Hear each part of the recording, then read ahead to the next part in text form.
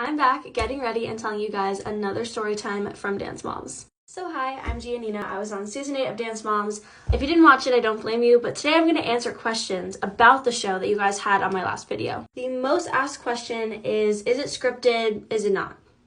No, it is not scripted, and anyone that tells you that is completely lying through their teeth. Let's just say that if it was scripted, I would have been getting paid more. Let me break it down for you. So basically, the moms would start all the arguments. Obviously, that's their job on the show. If you don't do that, you get sent home. If you can piece together who was sent home, that's why they were sent home. It's not for talent reasons, you know what I'm saying? So basically, the producers sit next to them on that bench, like off camera, and they text each mom what to say. Things that you should never say about a human, but if the parents stoop that low to say things like that, then it's said, you know? You were never forced to say anything against your will.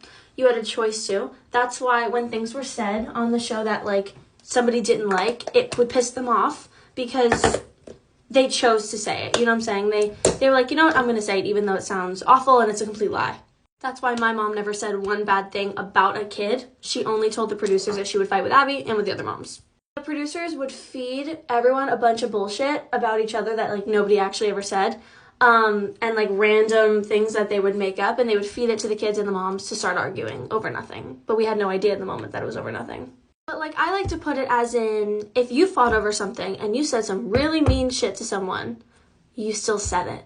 Even if you knew it was completely made up, you still said it. You still meant it. You still chose to say it. You chose to say it on national television where you knew you were wrong. That's where I had a problem. There's one situation that really pisses me off that I can get into in another video, but that's pretty much how the show worked. Okay, now I'm going to tell a really funny story. It's kind of like behind the scenes. It was still filmed, but not for the show. It was filmed for previews. So previews were at the beginning of when it aired, and it was a bunch of videos of the kids doing like, you know, like jumps and leaps and turns in slow motion. Something that I was good at that was put in every single one of my solos was that Maddie leap, that like switch to the side. It was in all of my dances, so I chose to do it for previews. Keep in mind, all of these like set guys you're like friends with. Like, they're the sweetest guys on earth. Like, you're friends with all of them. They know what's going on. They know your fam. You know what I'm saying? Like, we love them. Still to this day. To get along with the story, basically I went and I jumped and I leaped and I switch leaped so high that both my feet coming back down to the floor were so far off the floor that I completely missed it, fell on my stomach, and knocked the wind out of myself. Let's just say I was afraid of that leap for a while.